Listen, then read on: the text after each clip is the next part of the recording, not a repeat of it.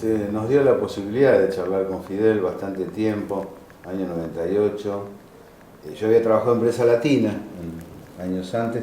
En ese momento estaba allí como director del Diario de Madres. Y estuvimos más o menos 4 horas charlando con Fidel por la mañana, y después nos invitó a cenar a un grupo reducido de argentinos a la Casa de Gobierno. Estuvimos cenando con Fidel Castro. Era notable, sus colaboradores jóvenes, después de trajinar desde las 8 de la mañana, se dormían en la mesa. Eran funcionarios jóvenes. Y Fidel veía a la cosa. exultante. El caballo, le dice. Caballo. Lo cual generó anécdotas. Nos habían situado en el Hotel Palco, en la parte de atrás donde están las cabañas, y nos decía la gente del hotel: aquí en estas cabañas viene Gabriel García Márquez, el gran amigo de Fidel Castro. Pero pasa algo, dice, hablan, hasta que García Márquez tiene que descansar.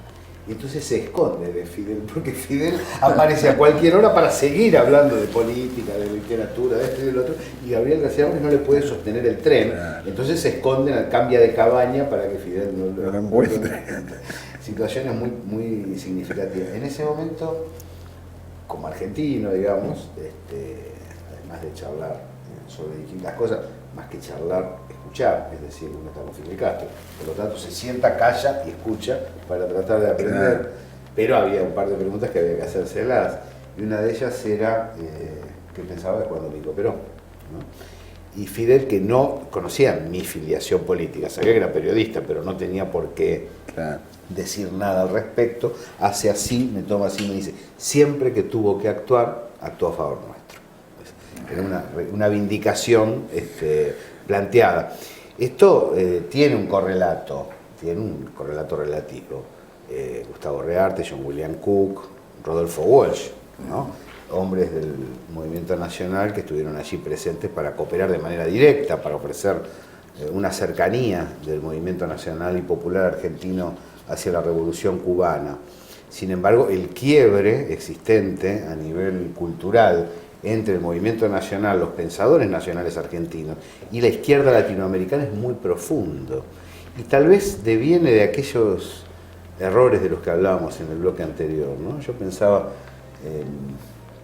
cuando se hace el acuerdo posguerra, la Unión Soviética cumple un rol junto con Estados Unidos para acabar con el nazismo, lo cual me parece legítimo, pero también hubo una verticalidad en la concepción que le impidió sumarse al ABC, respaldar el ABC planteado por Juan Domingo. Porque había un reparto del mundo, se lo perdió. Se respetaba. Se lo perdió. Y el que no era socialdemócrata era populista, y el que no era nacionalista era creyente, y el que por una cosa o por la otra empezó ese largo proceso que derivó en la implosión de la Unión Soviética, ¿no? Que es la cerrazón frente a las perspectivas del mundo. Bueno, creo que son encuentros históricos frustrados, pero al mismo tiempo que vale la pena ser reivindicado aquel que lo intentó. La lucidez de Cook, la lucidez de Walsh, me parece que son elementos valiosos para entender que hay un vínculo entre pueblos. No, esto fue así. Bueno, a ver, Cook cumplió un gran papel en Cuba, y el otro día me lo preguntaban ahí en la radiográfica, y yo me acordaba, en realidad fue el Che. El Che, él, por supuesto, no era peronista, no solo no era peronista, sino que en su tiempo había sido antiperonista, si bien no con una militancia, porque claro, eso no es cierto. Pero después él valoró rápidamente lo que significó la caída de Perón, eso lo hizo de inmediato. Sí, las cartas son transparentes. Las cartas son del 55, sí. Así que no hay ninguna duda de eso. Es decir, lo que le preocupaban a Guevara, creo que además con razón, eran las limitaciones del peronismo, pero no el carácter popular del peronismo. Yo creo que eso. Entonces es Guevara el que abre el camino, a Cook, ¿verdad? Se lo abre a Cook. Ahora, nosotros tratamos todos de convencerlos, nuestros dirigentes, Cook, Rearte, Olmos, digamos, todos trataron, de Pascuale, todos trataron de convencerlo a Perón para que viniera.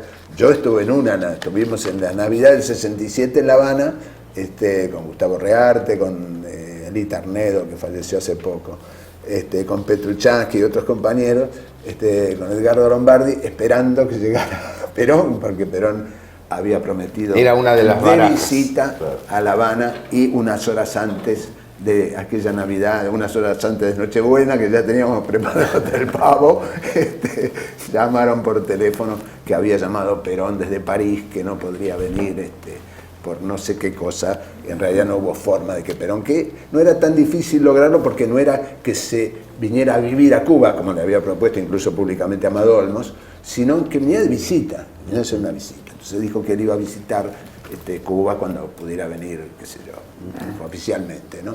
Y bueno, después ayudaron mucho, los cubanos ayudaron mucho, ayudaron a la resistencia revolucionaria del pueblo argentino contra las dictaduras, que digamos la continuación de la resistencia peronista, para entendernos, porque son los años 60 ya y 70, y también lo ayudaron incluso a Perón, ¿verdad? Al movimiento peronista, hasta con dinero, ¿verdad?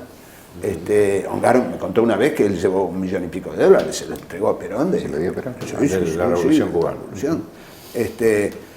Pero en el 73, cuando volvió Perón le dio un crédito de $1.200 millones, el gobierno argentino. Eran otras épocas para la Argentina. Sí.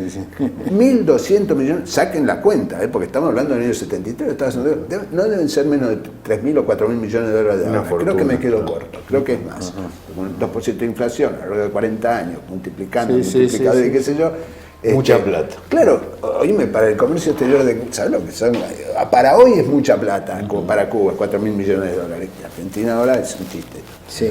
Entonces, se hicieron barcos acá, se armaron algunos barcos acá en el astillero de Río Santiago. Autos. La Ford tuvo que vender sus autos, que estaba por supuesto bloqueado, pero la Ford Moto en Argentina, el gobierno argentino dijo: señor, ustedes venden los autos porque acá hay un contrato, y la Ford cumplió y vendió los autos.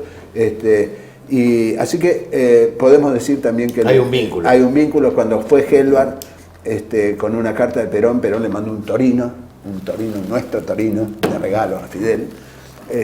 Así que en ese sentido, la verdad que en otros sentidos yo tengo mis deudas con nuestro querido general, pero en cuanto a Cuba, Perón cumplió. Perón cumplió. Los movimientos nacionales de cada uno de los pueblos de algún modo tienen un vínculo, pero no siempre lo admitieron.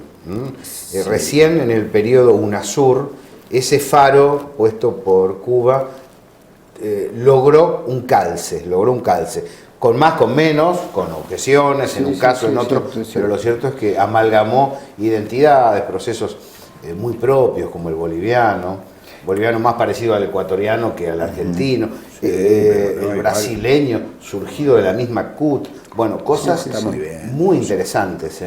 Porque me parece que lo que decidieron estos grandes líderes que coincidió, que se juntaron en estos años, es que obviar todo lo accesorio, no común, y lo no común, lo no compartido, para poner sobre la mesa lo que se comparte y los intereses comunes. No hacía falta discutir lo otro, tal vez se lo pudiera discutir en otro ámbito, pero ahí había que poner lo que había en común, y eso hicieron, y fue un gran hallazgo. En realidad el planeta se ha desplazado desde aquel momento hasta ahora hacia una pulseada entre un proyecto productivo y un proyecto rentístico. Sí. En otro momento se discutía con más intensidad socialismo o capitalismo. Hoy, dentro del capitalismo hay un debate muy fuerte entre aquel proyecto que necesita expulsar miles de millones de seres humanos, porque no sirven, porque no producen renta, como si un papel o una computadora, y aquellos que todavía están bregando para que el Estado tenga un rol rector, tenga inversión, contrate fuente de mano de obra, genere fuente de trabajo. Parece que se ha desplazado el debate universal, ¿no? A mí me parece que sí, y creo que ya no es tanto una cuestión de ideas, todo esto tomado muy relativamente, ¿no? No es tanto una cuestión de las ideas, ni los ideales, ni los principios, sino la cuestión concreta del destino, de la vida, del bien general de los pueblos, cómo se consigue de la mejor manera posible el bien de las mayorías populares, más allá de lograr o no la revolución o los grandes ideales emancipatorios. No es que hayan sido olvidados, pero poner en primer lugar las necesidades concretas y el bien de los pueblos frente a todo aquello que tiende a destruirlos, a avasallarlos, a unificarlos mal. Me parece que eso es algo que se ha aprendido. Y en ese sentido los movimientos populares como el peronismo fueron precursores, porque pusieron antes que las ideas el bien de la población, el bienestar, los derechos concretos. Más pragmático que otras, sí, claro. Es una forma de pragmatismo. Lo que pasa es que no es el pragmatismo y piensan los yanquis, ¿no? Lo que cumplir con los objetivos, pero es una forma de pragmatismo, pero de pragmatismo popular, digamos.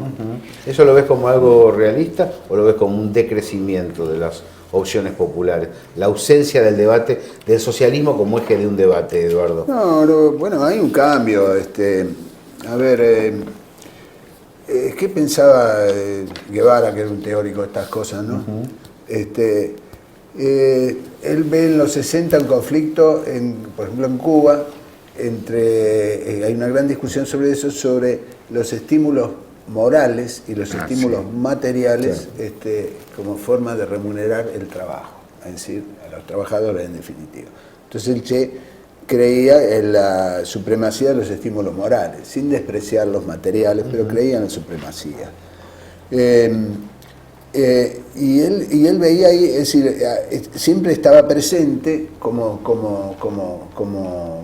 riesgo, lo tenían presente como riesgo, la posibilidad de retroceso, de un retroceso nuevo al capitalismo, en una revolución muy radical como la cubana, que yo iba al peluquero, yo me acuerdo que iba a la peluquería, unos meses ahí, entonces iba a la peluquería, el peluquero del barrio, un señor solo, que estaba solo en una peluquería, un peluquero, entonces le pregunto, ¿y usted es el dueño de la peluquería? Le pregunto, me dice, no, yo soy un empleado de la peluquería. A mí no se me ocurrió preguntarle si antes del 61, 62, él había sido el dueño y había quedado como empleado, o el dueño se había ido y él, que era el empleado del dueño, había quedado empleado del Estado.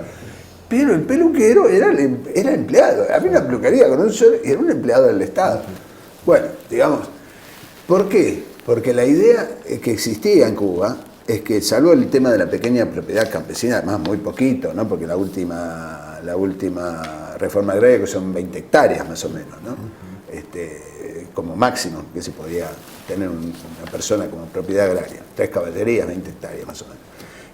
Pero bueno, la idea que existía es que esta pequeña propiedad era, siempre estaba latente allí, era como el huevo de la serpiente, el germen del retorno del capitalismo. Nunca Guevara vio en el Partido Único un germen de eso. Ahora, vamos al ejemplo, ¿qué pasó? ¿Cómo implotó la Unión Soviética? Por los kolkhozes. No. Cuando se produce una implosión de la Unión Soviética, se declara que hay que volver a la economía de mercado, digamos así, pero para eso lo primero que se hace es, bueno, ¿cuál es la YPF soviética? ¿Cuál es la obra sanitaria de la nación soviética? ¿Cuál es esto? ¿Cuál es la Entel soviética? Esto es lo que hay que privatizar. ¿A quién? ¿Cómo se privatiza? ¿Qué se hace una licitación con 20 oferentes? No, hay un solo oferente. ¿Quiénes son esos oferentes? Unos señores que son todos de altos funcionarios del aparato del Estado, que han sido miembros del Politburó y de otros organismos como la KGB, como era el señor Putin, y esos se quedan con las empresas porque son los únicos oferentes, consiguen unos créditos. Digamos, es un fenómeno que también lo hemos visto aquí. Bueno, en ese sentido, sí. Pero aquí lo tienen, entonces no fue. Entonces yo creo que ahí, me parece que hay una raíz, para mí hay un error ahí, que yo pensaba lo mismo, todos pensábamos lo mismo, todos pensamos que en el año 60, por nosotros pensábamos, digamos, digamos que el pluralismo político pensado en la posibilidad no era una cosa que tenía importancia, y que bueno, no te digo esto de suprimir el periodo de Navidad, que los muchachos se pasaron un poquito, se desnaturalizó, pero creo que hay un error de fondo en eso. Y se devaluó por el rasgo occidental analítico, se devaluó la idea de tercera posición, que demostró tener un vigor importante. Una economía social, una economía privada, rol del Estado, rector, esa triangulación, ¿no? Comunidad organizada, podríamos decir, tercera posición hacia afuera, eso tenía un valor. Hoy lo están llevando adelante Irán, China, Rusia, de algún modo, ¿no? Son modelos semejantes. Sí, China seguramente, por lo menos China, claro, los chinos... que creo que vale la pena tomar en cuenta. Sí. Digo, no todo lo académico directo, no todo lo científicamente corroborable con un par de cuentas es lo que la humanidad necesita. A veces necesita prueba y error sobre ensayo, porque los grupos humanos son muy irregulares, no son mensurables. Vamos a una pausa y cerramos el último bloque de La Hora de los Pueblos.